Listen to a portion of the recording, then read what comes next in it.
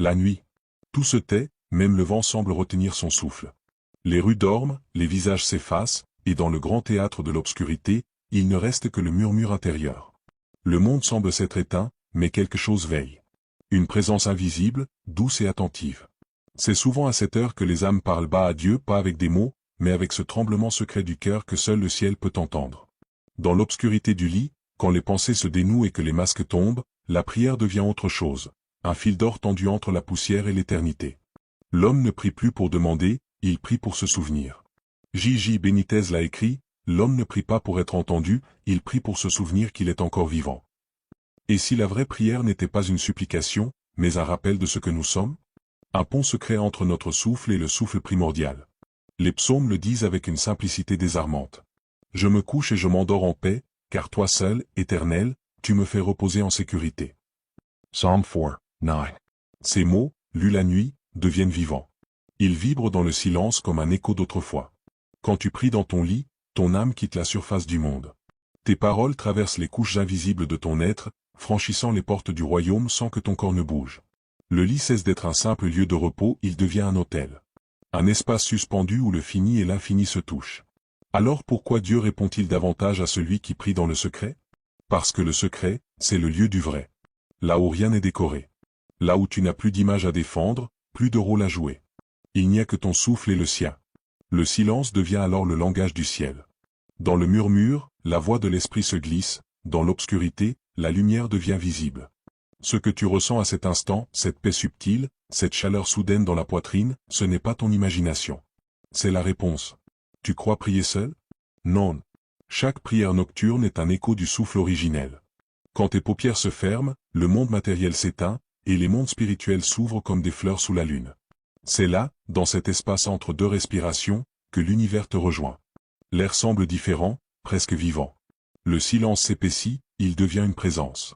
C'est Dieu, non pas lointain, mais intérieur. Le Créateur qui se glisse dans les interstices de ton être pour t'écouter respirer. Car pour lui, ton souffle est déjà une prière. Dans cette obscurité tranquille, le lit devient une arche. Une arche qui ne flotte pas sur les eaux du déluge, mais sur les flots de ton inconscient. Chaque battement de ton cœur est une rame, chaque pensée une vague, chaque mot une lumière qui cherche la rive de l'invisible. La nuit n'est plus l'absence de jour. Elle est le manteau sous lequel le divin s'approche. Tu t'étonnes parfois de sentir une larme monter, sans savoir pourquoi. C'est l'âme qui se souvient. Elle se souvient du jardin, du commencement, de ce moment où tout est éteint avec la lumière. La prière du lit est la plus sincère parce qu'elle naît quand tout le reste s'effondre. Tu n'as plus de public, plus d'apparence, plus de contrôle. Tu es face à toi-même. Et c'est là, dans cette nudité spirituelle, que Dieu apparaît. Non pas avec éclat, mais comme un souffle chaud dans le froid de la nuit. Le monde ignore ces instants, mais le ciel les enregistre. Les anges notent ces murmures silencieux, ces mots prononcés entre deux battements de cœur. Car chaque prière nocturne est une étoile qui s'allume quelque part dans le firmament invisible. Et parfois, quand tu crois parler dans le vide, c'est le vide lui-même qui te répond. Cette heure n'appartient ni au jour ni à la nuit. Elle est l'entre-deux, la frontière où le divin touche la chair sans bruit. Si tu savais combien d'âmes sont éveillées au même moment que toi, priant dans leur lit à travers le monde. Des mères qui pleurent, des hommes qui espèrent, des enfants qui remercient. Et toutes leurs prières montent ensemble, comme un seul parfum, vers celui qui ne dort jamais. Il n'y a pas de lieu plus sacré que ce lit où tu pleures, que ce silence où tu murmures son nom. Ce n'est pas un temple, mais le lieu où le temple s'ouvre en toi. Et parfois, dans cette immobilité parfaite, une vérité te traverse. Tu n'as jamais été seul à prier. Dans l'Évangile selon Matthieu, il est dit. Mais toi, quand tu pries, entre dans ta chambre, ferme ta porte et prie ton Père qui est là dans le secret. Et ton Père, qui voit dans le secret, te le rendra. Matthieu 6, 6. Ce verset est une porte. Une phrase que l'on croit connaître, mais dont la clé a été perdue. Fermez la porte, dit Jésus. Les premiers auditeurs de ces mots savaient que ce n'était pas une simple métaphore domestique. Dans la tradition juive ancienne, la chambre intérieure représentait le sanctuaire de l'âme, l'espace le plus caché du temple du cœur. Fermer la porte, c'est éteindre les lampes du monde extérieur, les désirs, les angoisses, les bruits, les visages. C'est s'enfermer non pas pour fuir, mais pour se retrouver ou plutôt, pour retrouver celui qui est déjà là. Dans le grec original, le mot taméion désigne une pièce secrète, souterraine, un lieu de réserve. Jésus invite donc à descendre dans la profondeur, non à monter. L'acte de prier devient un mouvement inversé, non vers le ciel visible, mais vers le ciel intérieur. là où l'Esprit attend. Dans certaines versions apocryphes, notamment l'évangile de Thomas, Logion 50, Jésus dit encore. Si l'on vous dit, d'où êtes-vous venus? Dites, nous sommes venus de la lumière, là où la lumière s'est produite d'elle-même.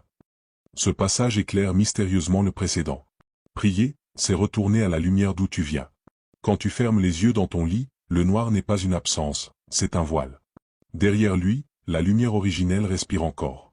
Et celui qui sait s'y plonger, découvre qu'il ne prie pas vers Dieu, mais depuis Dieu. Le symbole est partout dans les Écritures. Dans la Genèse, au moment le plus obscur, il est écrit. Et Dieu dit, que la lumière soit. Et la lumière fut. Genèse 1, 3. Chaque prière nocturne répète ce geste créateur. Elle appelle la lumière dans le chaos intérieur. Elle sépare les eaux troubles du monde de la clarté de l'âme. Voilà pourquoi la prière du lit possède une force singulière. Elle agit à l'intérieur du mystère de la nuit, là où la création continue de se déployer dans le silence. Les anciens maîtres, juifs, chrétiens, soufis, enseignaient que la prière de la nuit laisse une trace dans le monde invisible. Un sillage que seuls les anges peuvent lire.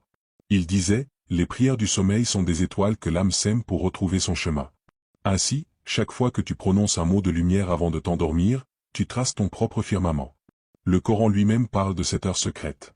Les gens qui se lèvent la nuit pour prier, espérant la miséricorde de leur Seigneur, ne sont pas égaux à ceux qui dorment.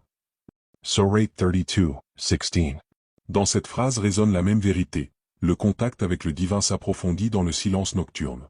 Quand les sens se reposent, l'esprit s'éveille. Quand la chair s'alourdit, l'âme se lève. Benitez, dans ses carnets, raconte une scène qui semble sortir d'un rêve. Il observe un groupe de soldats blessés, couchés sur des lits de camp. Certains prient, d'autres se taisent.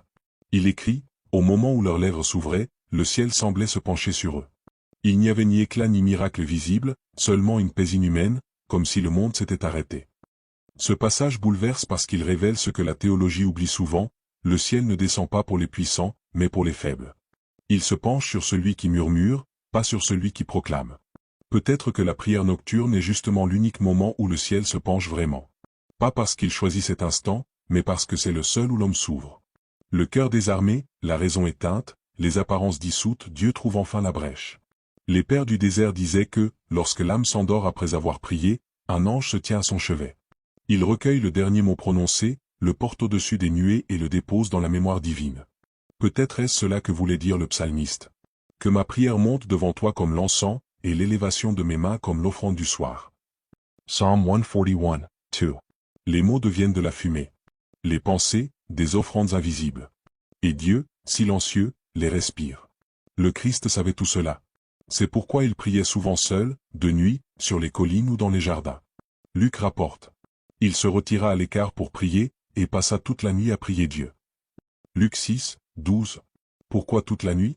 Parce que la nuit est le seul moment où le monde ne peut pas le distraire. Dans l'obscurité, le Messie redevenait lumière. Et toi, quand tu pries dans ton lit, tu marches sur ses traces. Tu reproduis le geste des prophètes, des mystiques, des inconnus qui, depuis la nuit des temps, parlent dans le secret. Tu deviens un maillon de la chaîne invisible qui relie la poussière à l'étoile. Ce n'est donc pas un acte banal, mais un rite cosmique répété à travers les âges. Une liturgie intime où le corps, immobile, devient un temple, et le souffle, une offrande. La nuit entière t'écoute, et le ciel, penché sur toi, attend ton premier mot. Le lit est le symbole du seuil. Il unit deux royaumes, le monde des éveillés et celui des songes. Quand tu allonges, tu ne t'éteins pas, tu entres dans un autre espace de conscience. C'est là que la prière devient un pont. Dans la Kabbale, on dit que chaque nuit, l'âme quitte le corps pour rendre compte de sa journée. Certains fragments apocryphes parlent même d'un livre du sommeil, où les anges inscrivent les prières prononcées avant l'endormissement. Celui qui prie avant de dormir écrit une lettre à Dieu. Et Dieu la lit au matin. Fragmentaramen, Rauleaux de Qumran 7. Dans ce symbole du lit, il y a la mort et la renaissance. Quand tu fermes les yeux, tu vis un aperçu du dernier sommeil. Et si tu pries à ce moment, tu invites la lumière à t'accompagner dans les ténèbres intérieures. C'est pourquoi certains sages disaient, dis-lui tout avant de dormir, car tu ne sais pas où ton âme sera cette nuit. Chaque prière faite dans ton lit devient une empreinte. Une graine plantée dans le sol du monde invisible. Ce n'est pas une habitude, c'est une initiation. Car dans ce dialogue secret, Dieu ne te répond pas en mots, mais en rêves, en signes, en silence qui guérissent. Alors, que se passe-t-il vraiment quand tu pries dans ton lit?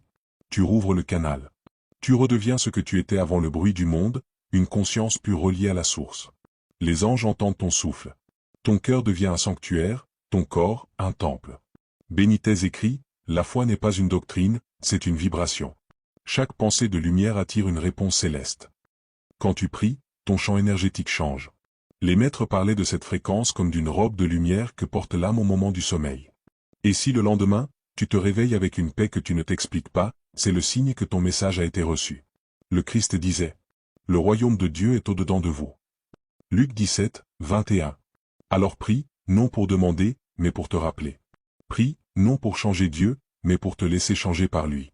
Car dans le secret du lit, dans le silence de la nuit, le dialogue avec le divin ne se fait pas avec la bouche, mais avec la lumière de ton être. Et chaque fois que tu fermes les yeux en prononçant son nom, le ciel se souvient de toi.